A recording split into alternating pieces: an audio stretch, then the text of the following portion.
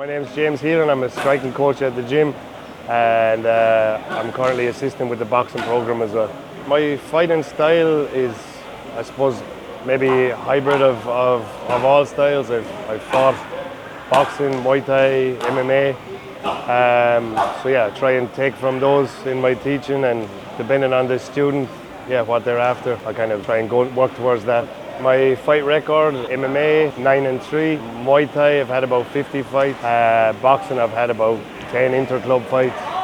My career accomplishments: I fought for a world title in Muay Thai. I fought for a world title in Gold Coast in 2017. A few weeks before that, I fought for a Pan-Asian Pacific title in Muay Thai. I lost both of those. The Pan-Asian Pacific title, I got stopped, and then to turn it around in a couple of weeks, came back and fought for a world title.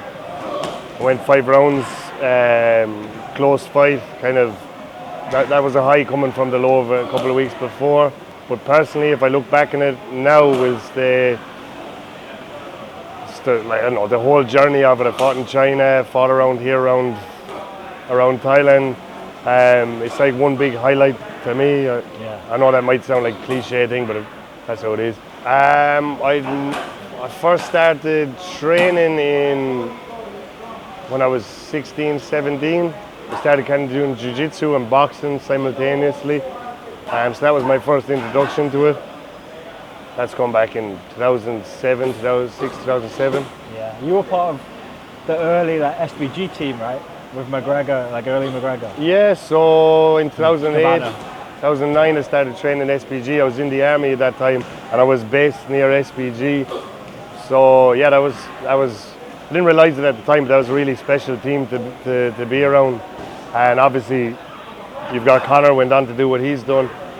But a lot of people from that team went on to get signed to the UFC or been successful in their own right. So yeah, it's a special team. So on the Irish domestic scene, I would say SBG was standout of the domestic scene. And then, so when I started training there, we got certain systems that, it was good coaching. When I look back now and I have the experience of other gyms around, it was very good coaching and structured, and very good coaching.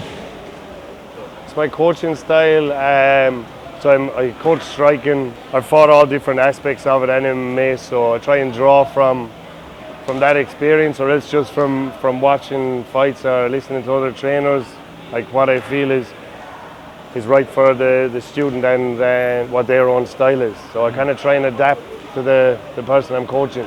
Coaching accomplishments.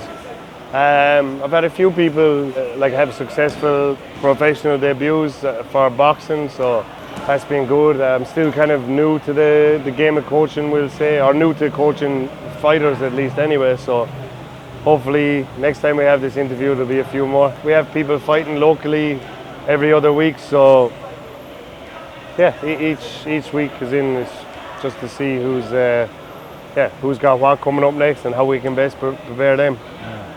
Highlight of my fight career, I want to say maybe in 2015 I fought on Max Muay Thai. I'd only been fighting regionally up until then, and it was my first kind of time sharing the ring with I had good fights in Phuket, but you know it's going to be a hard fighting with a Thai opponent, and I started to feel like I could maybe do more with this or continue down this path, so that's kind of a highlight for me that stands out.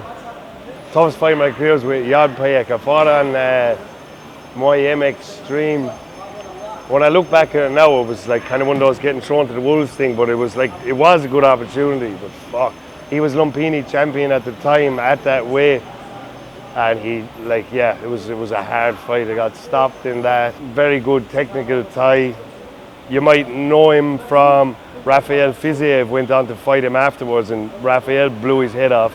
But what Rafael did to him, he kind of fucking did to me. That was tough, What's his name? Yad Payek Sitsongpinong. I think he's training to come back now again, but he's still only young, but you know how these Thais are. Yeah. He was gone. The challenges I faced on the journey, I think the biggest one is obviously you're leaving home and your comfort zone, and I had securities work and that, like, as in good, like, as in you're leaving behind basically. Well, I was leaving behind a very stable situation in Ireland, and then when it comes to fighting, like, I had these ideas like, oh yeah, I'm going to do 12 fights in a year, and I'm going to whatever, that's going to pay my way, but just dealing with injuries and just little setbacks along the way, and things don't like work out how you thought they would, or as a fighter as well, maybe you think you should have got these opportunities, or maybe something doesn't go right for you, this and that, so you have to face like adversity a lot on that road. My own maybe personal struggles will say as well on top of that, and the Muay Thai would have helped me with those things, but I think you got to have a good, you got to make sure you're around good people. I'm very lucky that, like, I stayed in contact with my family and some close friends back home, and then yeah, if you're out here on your own, you need a good support network, whether it's here or whether it's home. But yeah, like, I think you can't do this on your own. That was a big realization. So yeah, it's not as easy as it sounds. Like fucking paradise and a really cool thing to do, but there's a lot more to it than that. It sounds like a fairy tale, doesn't it? Move to Thailand. Yeah. Train full time, fight full time. Well, then when that's you're in the trenches, you don't foresee when you get whatever, you break your nose or you break your leg or just other things go wrong. Life shit happens, and you still gotta fucking go and train on Monday and fight on Friday. It's not the fairy tale as it seems. Maybe it is for some, or when you see the real success stories, but you don't see the 90% of the rest of us that are struggling. You know what I mean? Most important qualities for a fighter to have, belief. You have to believe in yourself that it's going to happen for you. That, like, whatever these setbacks that we're just talking about, you have to believe that maybe the dots are going to join up down the line somewhere. Discipline is a big one, because you'll get opportunities, maybe they're not going to come back again. I have a friend that he puts it like this: is an opportunity comes to the door, it doesn't leave a note and come back knocking again. You got to be ready, so you got to fucking be disciplined. And then, to quote another Irishman, stay ready so you don't have to get ready. Like, Conor McGregor, stay ready. If you're ready, you're disciplined, and you believe in yourself, you're going to go far, because when the opportunities come, you'll take them.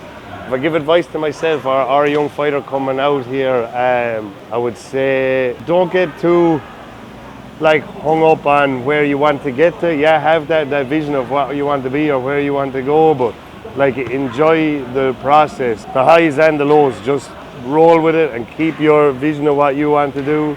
Don't let anything stray you from it. And there's going to be shit days and bad days, but just keep your mind of why you started, but stay present. Enjoy every moment of it, because it flies by like that. When next thing it's finished, and you are always worrying about how it was going to turn out, and you forgot to fucking enjoy the process. I think that's important. You gotta appreciate where we are, and even if you're not out here, I know this is going fucking deep maybe, but enjoy the present moment, or else it just passes you by and you don't remember fucking that trip to BP or the sunset like you're talking about last night. Bangtao is a great place to train, because you're going to be surrounded by a lot of like-minded individuals with similar goals, a lot of very driven fighters here and coaches. On that, you've got a good coaching team, from the wrestling, MMA side things right to the Thais. There's some great coaches here. As well as that, if you come to Thailand and train, or Phuket and train, you've got what's happening in the gym, but you've also got the beaches around, the recovery centers, the saunas, spas. If you want to do it on a budget, you can do it on whatever budget suits you. So it's quite affordable place to come and train. And as a fighter, if you're coming from maybe a small gym back home or whatever, it's good to come out here, exchange ideas with people from around the world. You can kind of see where you're at. Fight team here is Bangtao. We've got a very strong fight team. Right from the top down, there's people that stay here, and there's people that come to visit that are in the fucking upper echelons of the UFC. So you can't get much higher than that. And it only seems to be growing as a sport, as a gym. I can only see it going from strength to strength. And looking who the gym is adding on the coaching staff as well. Obviously you got the Hickmans, you've got with the rest in MMA, you've got Woody, you've got Owens Lively, Brad Riddell kickboxing, Connor and myself with the boxing. You've got Ajahn Watt, you've got Kai Mukau, you've got like really good names coming through there in the Muay Thai program from the trainers, and you've got the likes of Narak fighting. There's some young kids over there, I guarantee you look out for them. The gym is only going from strength to strength, and all of those sports, combat sports, are growing. Rising tide raises all ships. Phuket has already become the training destination of the world with regards to MMA. I just see it continuing like that. Yeah, what do I enjoy most about coaching? From person to person it's different, but you can see how different people take different things from like whatever. It's a one-on-one. We'll just talk about one-on-one sessions. Like that can make someone's day or really make an impact in their life, and sometimes that gets lost on me. But it's very rewarding when you think of that and it like makes a difference to someone. Like, and I know that from my own side of things. That's why I got involved in this in the first place as a student or a fighter or whatever. I didn't plan to be a fighter, but I know what this environment can do for people's lives, and that's the most rewarding part of coaching.